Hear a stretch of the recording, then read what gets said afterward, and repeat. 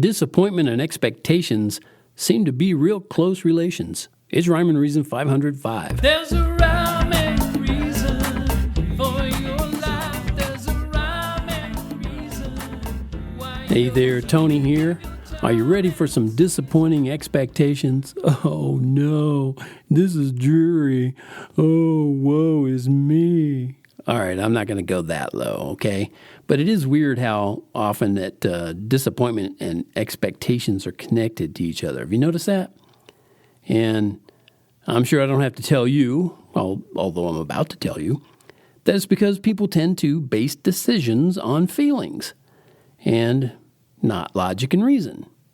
Now, I can see how tempting it is to go with feelings because we should feel, you shouldn't be a fence post, especially when it comes to fellow human beings, but life is about so much more. I've had my own disappointment and expectations recently, and they're all connected to feelings, but not emotional feelings. In this case, it's how I had to deal with some setbacks I didn't expect after the sinus surgery I had a few weeks ago. And during the first, I'd say 10 days after the surgery, I felt like everything was improving daily, just getting better and better. And then it all sort of leveled off. And after that, I had to deal with some setbacks. I stopped improving, and in fact, kind of went backwards. And I know, because logic and reason tell me so, that healing and normal, they don't just happen in a few days after you have some kind of a surgery or something that happens to you. But, I'd be lying if I told you I didn't wish they would. Oh gosh, I wish I'd just get well. Come on. Who wouldn't feel that, right? Anyway, the reason I'm sharing this with you is not for any poor, pitiful me stuff. It's not that. It's just to let you know how life's disappointments don't have to define you. And they happen even to people like me who are always writing and singing about faith, hope, and love, and joy, and peace. It's real. So it really happens to real people. And I just want you to know that if you're going through setbacks and disappointments and, things that didn't meet your expectations, it's extremely important to remember how none of your life's challenges were caused by some predetermined plan from God. If you ask the questions that I hear so many people say, why is God taking me through this?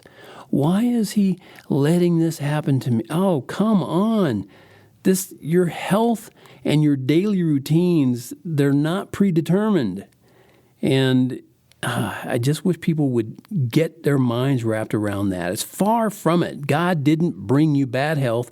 He didn't bring me my setbacks. He's not running me through these challenges to see how I'm going to, let's see if Tony loves me now. He